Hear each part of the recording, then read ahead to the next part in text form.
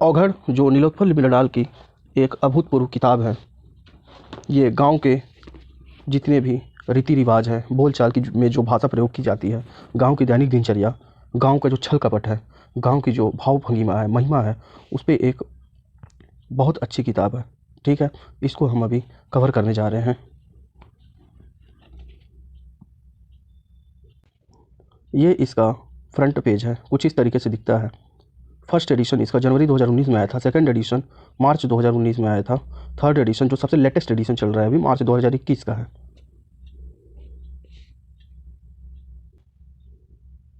मैं कोई उपन्यास नहीं लिख रहा हूँ, या मैंने कोई उपन्यास नहीं लिखा है, मैंने अपने मारे जाने की जमानत लिखी है। आप चाहे किसी भी धारा के हों, किसी भी वाद के वादी हों, किसी भी समुदाय से हों, किसी भी वर्ग से हो, किसी भी जाति के हो, मैं जानता हूँ आप मुझे छोड़ेंगे नहीं, और मैंने भी पूरी कोशिश की है कि किसी को न छोड़ूं। धन्यवाद। जय हो अवघड़। गर्मी जा चुकी थी, ठंड अपना लाव लश्कर ले आई थी।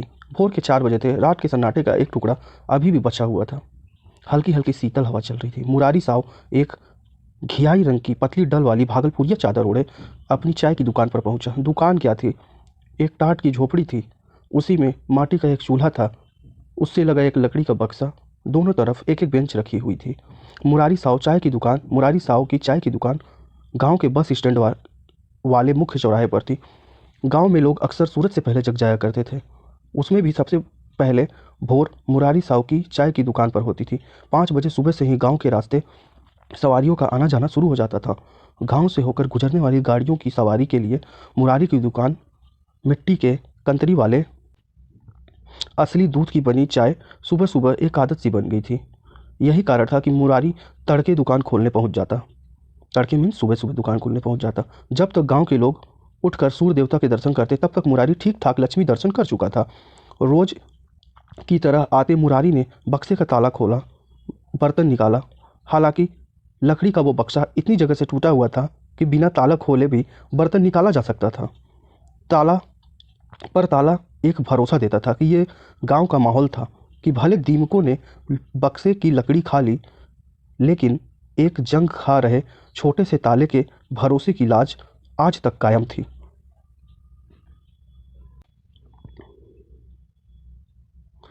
न आज तक मुरारी का ताला टूटा, न भरोसा, न एक चम्मच तक चोरी हुआ। होता भी कैसे? गांव के भले से लेकर उचक्के तक सबके लिए सुबह मीठी का इंतजाम मुरारी को ही तो करना होता था।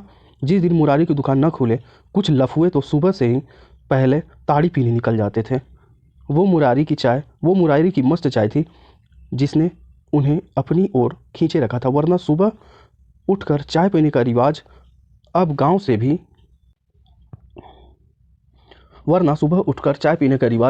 भी धीरे धीरे जाता रहा था। मुरारी निकाले हुए बर्तनों को बगल के सरकारी चापाकल पर ले जा मिट्टी से रगड़ कर धोने लगा। चारों ओर पसरे भोर के सात्विक मौन के बीच मिट्टी के रगड़ की घरड़ घरड़ की आवाज़, मानो गांव अपने आंगन में सुबह का संगीत बजा रहा है। देखिए इस किताब का बहुत भाव भंगिमा है इसमें। कुछ मिट्टी के बर्तन धोने के बाद मुरारी चूल्हा जलाने के लिए बोरी से कोयले के कुछ बड़े टुकड़े निकाल अपनी छोटी हथौड़ी से तोड़ने लगा।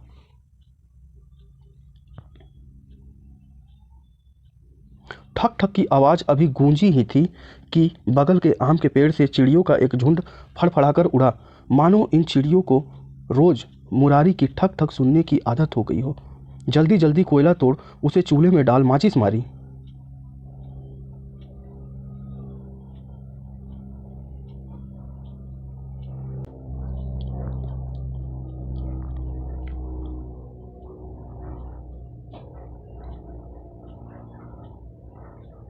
चूल्हे के पास बैठ बांस का पंखा हाँकने लगा।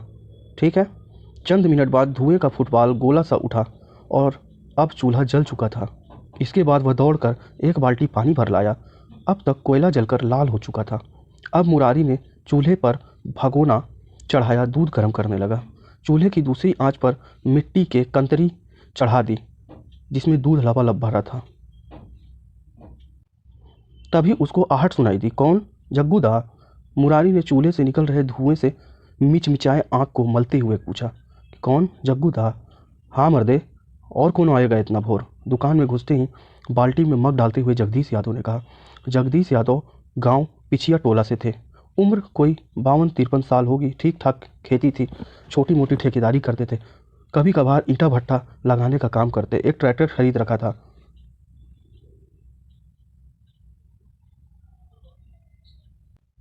बैंक से लोन लेकर उसे किराए पर चलाते थे। यदुवंशी खेतिहार होने के बाद भी घर में गाय भैंस नहीं पाले थे। कहते थे कि गाय रखिए तो देखना भी पड़ता है, सेवा करना होता है, सानी पानी देना होता है समय पर, तब न दूध खाइएगा। हमसे नहीं संभलेगा अकेले, गाय भैंस बेच दिए इसीलिए तो। ऐसा जगदीश यादव का कहना था। जगदीश यादव ने गाय भैंस भले ही बेच दिया हो, दूध एवं चाय की आदत थोड़ी गई थी। मुरारी रोज मुरारी की दुकान पर सुबह सुबह आना और 2-3 घंटे का बैठकी में 3-4 कप चाय पीना दिनचर्या बन गई थी। चलो पिलाओ एक कप। आज कोई आया नहीं का? जगदीश यादव बेंच को गमछी से पोंछते हुए कहा और बैठ गए। 5 मिनट रुक जाइए जग्गूदा, तनी खैली खा लेते हैं, तनी खौला देते हैं दूधवा को, अभी तुरंत चढ़ाए हैं। मुरारी ने चूल्हे में लगातार पंखा हाँकते हुए कहा। ठीक है, तब तनी खैनी खिला दो। जगदीश यादव ने जेब से खैनी की डिब्बी निकालकर मुरारी की तरफ बढ़ाते हुए कहा। यह इसी देश की गांव वाली चाय की दुकान में ही संभव था कि जब तक चाय बने तब तक चाय बनाने वाला अपने लिए खैनी बनाकर परोसता था, अपने और आपके लिए खैनी बनाकर परोसता था।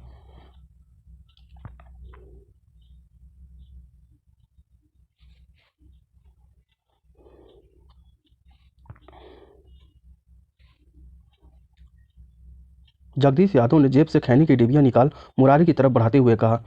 यह इसी देश के गांव वाली चाय की दुकान में ही संभव था कि जब तक चाय बने तब तक चाय बनाने वाला आपके लिए खैनी बनाकर भी परोसता था, मतलब चाय के साथ खैनी भी दे देता था। मुरारी डिबिया से खैनी निकाल चूने मुरारी डिबिया से खैनी चूल्हा निकाल बड़े जिम्मेदारी पूर्वक रगड़ने जा रहा था। जगदीश यादव एक टक रगड़ खाती हुई हथेलियों को देखते तल्लीन बैठे थे। भागती कूदती दुनिया के बीच एकदम फुर्सत और शांति का ऐसा दृश्य केवल गांव ही रच सकता था। लीजिए देखिए, बैजनाथ भैया आ गए। मुरारी ने जगदीश यादव को खैनी देकर हथेली पर पानी लेते हुए कहा। का मुरारी, का हाल? जगदीश दा तो हमसे पहले पहुंच गया आज, बैजनाथ मंडल ने बेंच पर बैठते हुए कहा। अरे आओ बैठो बैजनाथ। हाँ का करे, रात नींद आता नहीं, सोते हैं तो लग रहा है कि बिहान हो तो निकले। घर में बाल बच्चा हो या हमारी जनानी, सब तो वो टीवी देखने में लगे हैं ना।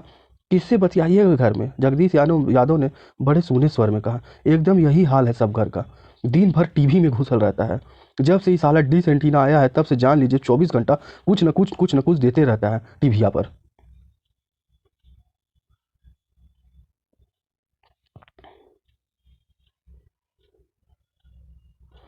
सिनेमा के तो इज्जतें नहीं रह गया अब। देख, जब देखिए तब एगो सिनेमा दे रहा है दिन रात। हमारा लड़कवा दिन भर घुसल रहता है टीवीए में। एक दिन तो लतियाए छोटा को, न पढ़ता न पढ़ना न लिखना। साला धर्मेंद्र बनेगा जैसा सिनेमा देख के। साला धर्मेंद्र बनेगा जैसा सिनेमा देख के। बैजनाथ टंडन ने एक साल एक सांस में ही घर घर की हाल बयां कर दी। तुम भी कनेक्शन ले लिए डिश का? हाँ 30-40 तो रुपया लगता है।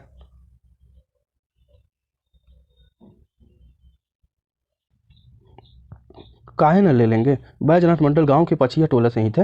लंबा शरीर, गहला सांवला रंग, हड्डी पर काम भर मांस था। यही बनावट थी बैजनाथ मंडल की। थोड़ी खेती थी, सब्जी उपजता था, शहर में बेच आता था। छोटे मोटे स्तर पर मवेशी बेचने का काम भी करते थे। बकरी पालन बेचना पुश्तैनी काम था उनका। इतने में बन चुकी चाय छानते हुए मुरारी भी चर्चा में कूदा। अरे सिनेमा छोड़िए, सीरियल देखे हैं कितना गंदा दिखाता है।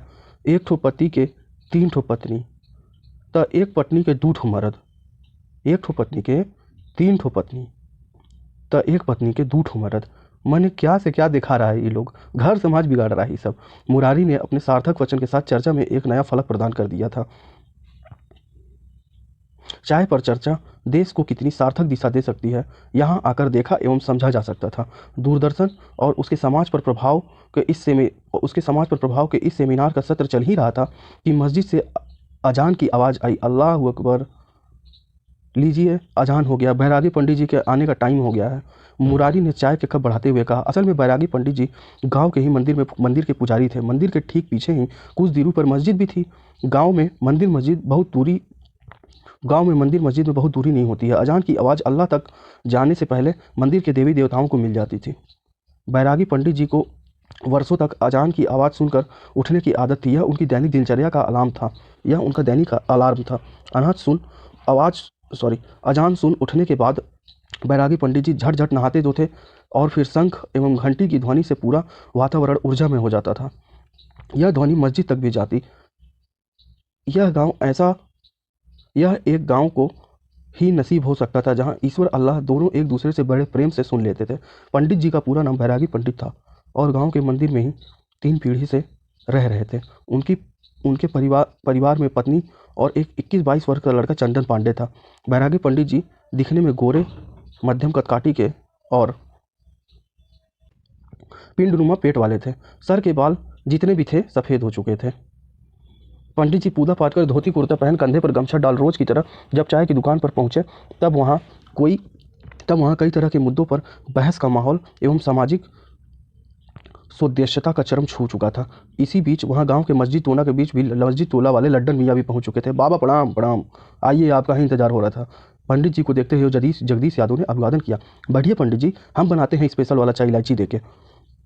मुरारी ने कटोरे से भरे भगोने में दूध डालते हुए कहा। पंडित जी जो अभी बेंच पर बैठे ही थे कि अचानक बेंच के नीचे से जोर से आवाज आई।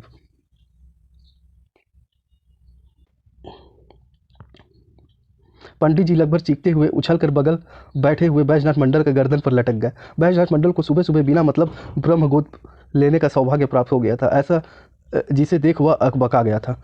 अरे क्या हुआ, हाय रे पाप, बैजनाथ पंडित जी को संभालते हुए जोर से बोला।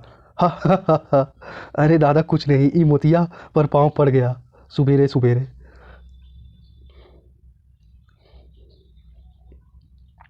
पाँव पड़ गया महाराज पंडित जी का। मुरारी ने भगोने में चीनी डालते हुए कहा। जहाँ पूरा दौर जमाना पहचान के संकट से जूझता लड़ता दिखाई दे रहा था, वहीं यह गांव ऐसा भी था जहाँ आम कुत्ते को भी मोती हीरा शेरा नाम दिए जाते थे।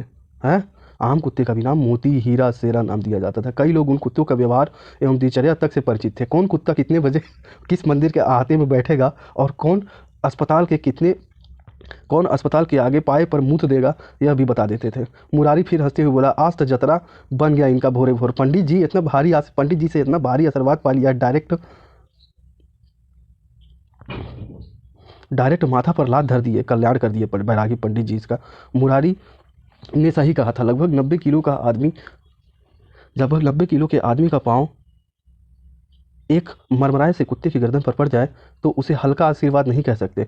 मोतिया सड़क पार कर दुम झाड़ रहा था। शायद अप्रत्याशित मिले इस आशीर्वाद को फील कर रहा था। उसने 2-3 बार टांग पटका, 1-2 बार सिर झाड़ा और पुनः चाय की दुकान पर आ खड़ा हो गया। इधर बैरागी पंडित जी की छाती अभी तक धड़क रही थी। धीरे धीरे वे सामान होने का प्रयास कर रहे थे। हाथ में चाय का कप लिए पहला घूंट पिए तब आवाज़ निकली, बताइए भैरव बाबा की कृपा है कि काटा नहीं तो एक कप चाय के फिर में 14 ठो सुई लेना पड़ जाता। मुरारी साहब बैरागी पंडित जी से चाय का पैसा नहीं लेता था। उसका मानना था कि बड़े सौभाग्य से ब्राह्मण को भोरे भोरे चाय पिलाने का मौका मिलता है, इसलिए बड़ा पुण्य क्या होगा भला। हाँ, दिन भर में एक दुकानदार को दुकान पर बैठे बैठे पैसे के साथ पुण्य कमाने का भी मौका मिल जाए तो इससे अच्छा क्या होगा। पूरे दिन एक कप की भी चाय की भी गिनती नहीं छोड़ने वाला, दादा के पिए उधार का चाय पोते से वसूलने वाला मुरारी वर्षों से बैरागी पंडित जी को सुबह सुबह बड़ी श्रद्धा से निःशुल्क चाय पिलाता था। यही उसके जीवन का अर्जित पुण्य था। उसके पास हिसाब वाली 2 बही थी। 2 बही मीन्स 2 रेड कलर का बही खाता होता है, गांव में पहले होता था। 2 बही खाता था जिसमें वह उधार चाय पीने वालों का हिसाब रखता था और दूसरी ओर उसके मन में होती थी और दूसरी उसके पहले नंबर पे तो उसमें हिसाब करता था कॉपी पे, जो बही बोलते थे जिसको, दूसरी हिसाब उसके मन में रहती थी। वो पंडित जी को पिलाए गए चाय के पुण्यों को जमा हिसाब रखता था, जिसके भरोसे मुरारी को यकीन था कि ऊपर जाने के बाद पुण्य में उसमें स्वर्ग में 1 कट्ठा 2 कट्ठा ज़मीन मिल जाएगा। इधर पंडित जी भी मुरारी को पुण्य कमाने का कोई मौका गंवाना नहीं देना चाहते थे, चाहे आंधी हो, चाहे तूफान चले, चाहे बिजली गिरे। बैरागी पंडित जी भी एक भी सुबह अनुपस्थित नहीं होते थे। कभी कभार खुद मुरारी नहीं आता था तो दुकान खोलने पर पंडित जी उसकी दुकान पर जरूर आते, बेंच पर बैठते थे, यह सोचकर कि क्या पता देर सवेर मुरारी पुण्य कमाने ही आ जाए। एक बरगी एक बारगी इतने सामान से लदे आदमी को देख बस से उतरता देख सबकी नज़र उसकी पड़ी। वह युवक एक समान चाय की दुकान पर बतकड़ी जारी थी। हाँ, सब अपनी अपनी चुस्की घोटने के साथ ही एक नई चर्चा उतार देते थे गिलास में। अब दिन भी साफ होने लगा था। दुकान पर ग्राहकों की भीड़ आने लगी थी। तभी एक बस ठीक मुरारी साहब की दुकान के सामने आ रुकी और करीब 30-31 वर्ष का सांवला सा युवक कंधे पर बड़ा सा बैग एवं दोनों हाथ में सूटकेस लिए उतरा। एक बार की इतने सामान से लदे आदमी को बस से उतरता देख सबकी नज़र उस पर पड़ी। वह युवक बस से उतरकर सामान कंधे से उतार दुकान के ठीक 10 कदम दूर खड़ा हो गया और जेब से पर्स निकाल उसमें कुछ टटोलने लगा। इधर पूरे चाय की दुकान की नज़र उसी पर थी। गांव से उतरे किसी भी नए आदमी को ये लोग इतनी नज़र गड़ाकर देखते कि साधारण कलेजे का आदमी तो लजा कर मर जाए। हाँ, यह मंडली इस तरह से गांव घुसने वालों के लिए द्वार पर लगी स्कैनिंग मशीन की तरह थी। क्या मजाल है कि कोई चीज़ उन लोगों के सामने से बिना उनकी दृष्टि जांच के गुजर जाए। सड़क से ट्रक पर लदी गाय बकरी भी गुजरती तो नस्लों की पहचान पर लोग बातों बातों में उसका दूध तक निकाल लेते थे। अब तक उस युवक की चर्चा शुरू हो चुकी थी। कौन है, किसके यहाँ का ही आदमी है? बैजनाथ ने ऊपरी जेब से खैनी निकालते हुए कहा।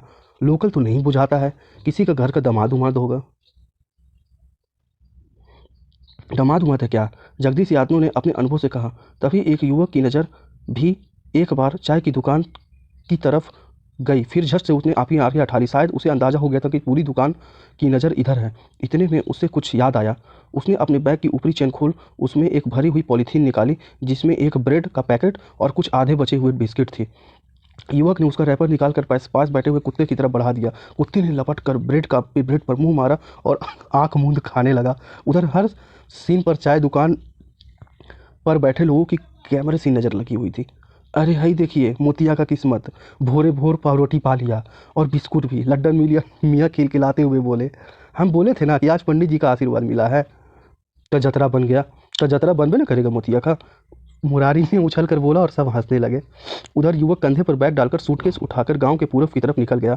इधर सब पंडित जी के नाम पर एक एक कप चाय देने को बोल चुके थे। पंडित जी मन मन मुस्कुरा कर मोतिया को भी देखते तो कभी अपने पर परम किस्मत की लात को जीवन भर का सौभाग्य बांट जो होते पंडित जी की मन भी जीवन भर का सौभाग्य बांट चुके पंडित जी का भी मन कर रहा था कि किसी दिन सुबह सुबह उठकर अपने ही गर्दन पर लात रख दे। तत्काल उन्हें बेंच पर बैठा दाहिना लात उठाया और उसे अपनी खाली हाथ पर रख न जाने कितने देर तक सोचते रहे।